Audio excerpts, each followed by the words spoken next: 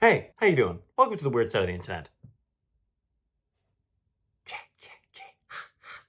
You know what I've noticed? I see all your movies, man. And you know what I've really noticed? You're angry.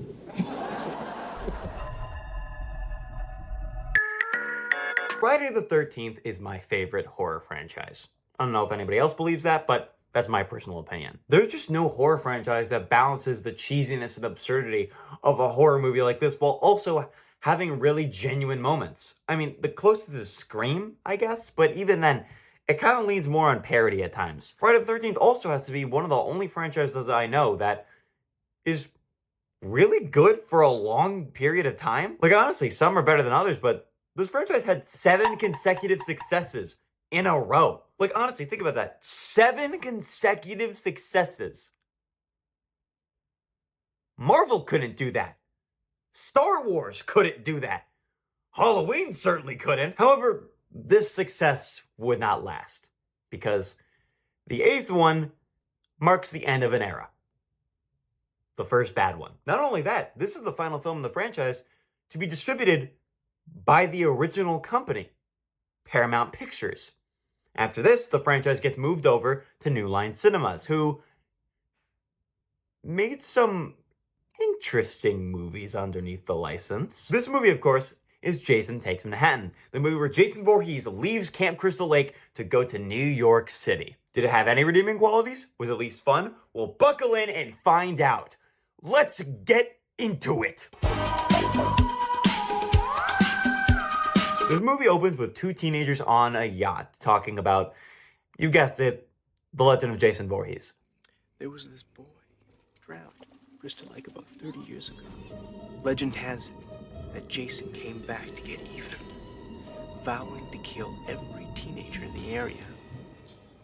Forget about it, Susie, they're just stories. I find it incredibly funny right off the bat, they're talking about Jason like he's a legend. Like, canonically, up to this point, Jason went on a whole murder rampage in parts 2, 3, and 4, died, came back to life, murdered another 20 people, got the police involved, came back another time, and left his mask as evidence. But no, Jason's just a myth. Anyways, the yacht runs into a power cable, which reawakens Jason once again to roam the earth and kill more people. And, if I'm gonna be real, I gotta say it, Jason looks fantastic in this film. Throughout the franchise up to this point, Jason's kind of had a wonky transition from Bagman to Mask Man to zombie. It isn't until this film where his look is truly solidified. And oh my god, does it look good. The mask shape, the bulking physique, the figure, the vibes, it looks amazing. And appreciate that. That's the one compliment I'm gonna give the film. Jason pulls up with a harpoon gun and shoots a guy in the balls. Girl in the yacht, instead of running off the yacht because you're right next to land, decides to hide, in which we get our second death of the movie. A little poke. No! Leslie!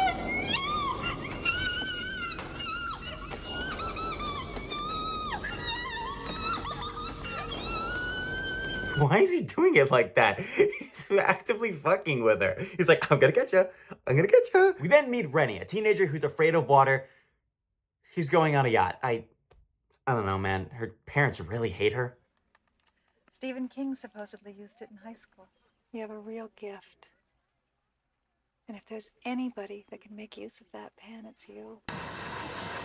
You ungrateful little bitch. We also meet Sean, he's the generic love interest. He's not that important, but I thought I'd mention him because she's like with him the whole movie. Rennie and Sean, along with their entire graduating senior class, are going to New York City for celebration, I guess? I don't know. My school is not taking us on a field trip for graduation. I'd rather not, actually. But maybe a lot of kids also have my mentality, because there's like nobody on this ship. Like this is your entire senior class. This is your entire senior class. How small is your school? Anyways, Jason sneaks on the ship, kills a girl with a guitar, and hides. He just hides, he's lurking. Well, actually, he kills a lot of people on the ship, but They're really unimportant. I do want to point out one of those kills, and that's the one where Jason chokes somebody to death. Not because it was like gory or anything, because he like manhandles her.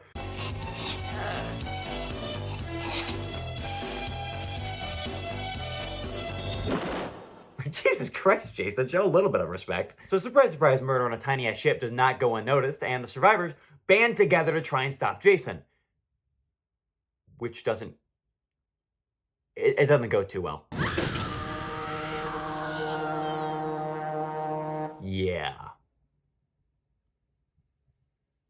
Hey, can we talk about Jason's powers real quick? Jason originally was a normal ass dude. Sure, he was abnormally strong. But that's movie magic, okay? It's supposed to still be set in reality. In the fourth one, he gets killed by a machete. And the sixth one, he gets brought back to life by electricity. Now, at this point, we get a lot more mystical with his powers. He's bulletproof. He can crush skulls. He can always catch you no matter how far you run. Teleportation was not one of them, though. This entire movie, he's hopping around like he's Chell from Portal. Look at the scene. This guy runs up a ladder with Jason visibly watching him go up the ladder. And when it cuts to him next, he's right there and throws him off the ladder. Either Jason teleported or bro went. Obviously not being able to defeat Jason, Sean and Renee, her uncle, who's the teacher there apparently, and one other kid get on a life raft and get the fuck out of there. Eventually, after a long time of sitting on the raft, Oliver Queen style, they finally get to New York City. They finally arrived. They made it. They survived.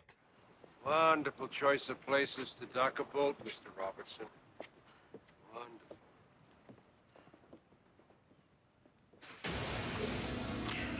How?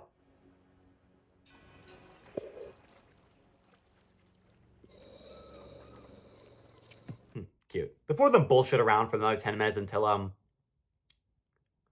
Renee gets attacked. Don't hurt me. Listen up, baby. Feel way better if you're stoned. I'm sorry? Guys, this is Baby's first horror movie. What is going on? Thank God, Jason. I never thought I'd say this, but I'm happy you're here. And he lets her go. What a hero. What a hero, Jason. Thank you. But seriously, what was that scene? Jason pulls up on one of the only kids left, and my man goes down like a fighter.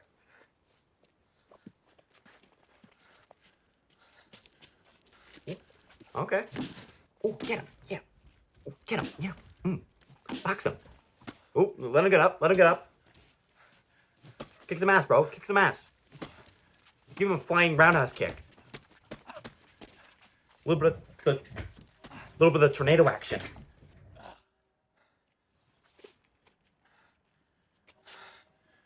your best shot. Motherfucker.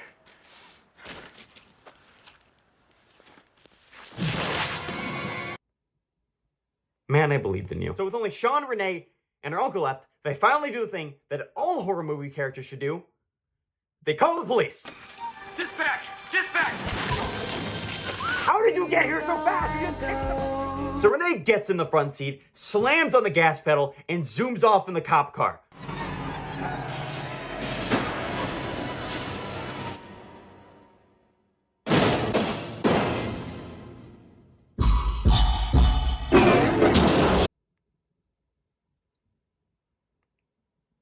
Guys, are you okay? I'm speaking to the people who made this movie. Are you okay? Anyways, the car crashes and... Wait. Did I forget about the mom? Holy shit.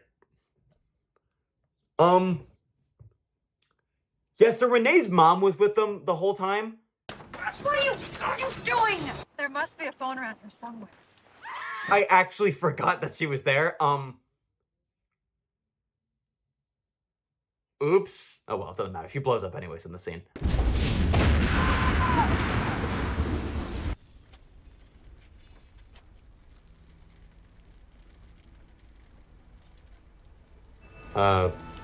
Renee, you React to your mom dying? Renee? Renee, your mom just died. Renee.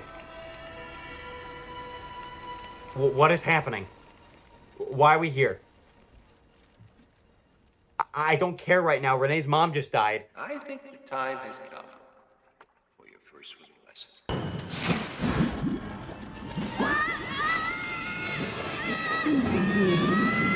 How old is Rennie? Or how young is Jason?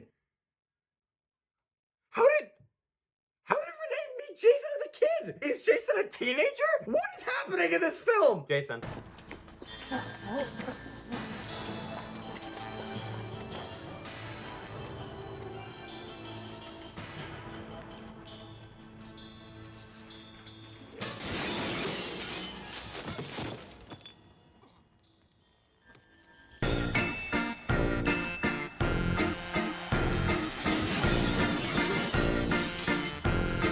Anyways, the guy gets dumped into a pile of acid. I don't fucking know. He's dead now.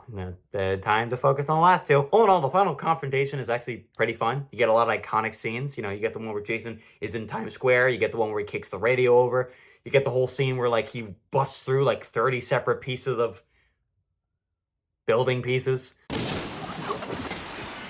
Like, just use a door, man. But then, oh boy, Renee finally gets the edge on Jason, throwing acid into his face and revealing Jason's real identity. What is that? Oh, I hate it. Jason is then defeated by some acid. He turns around to see an acid waterfall coming at him and he does this. Yeah. When the acid settles, it reveals he's now a kid again.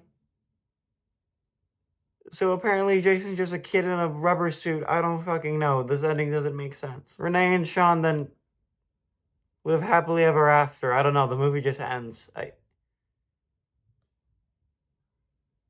don't know what happened. This movie is cursed. The longer you spend watching it, the worse it gets. It is just a perpetual nosedive into oblivion. And by the end, I don't even know what I'm watching. This probably has to be the saddest ending to a good franchise I've ever seen. Because the movies never get better, okay? Freddy vs. Jason is the only New Line Cinema movie that is any good. Anything else, just don't watch it. But all in all, I still think it's an enjoyable enough film. Is it bad? Yes, but it's like popcorn movie bad, you know? You can laugh at it with your friends. Next one, however, thank you so much for watching. Wait. I made a new short film. It's a sequel to this short film. It's on my main channel. Please watch it. I worked hard on it.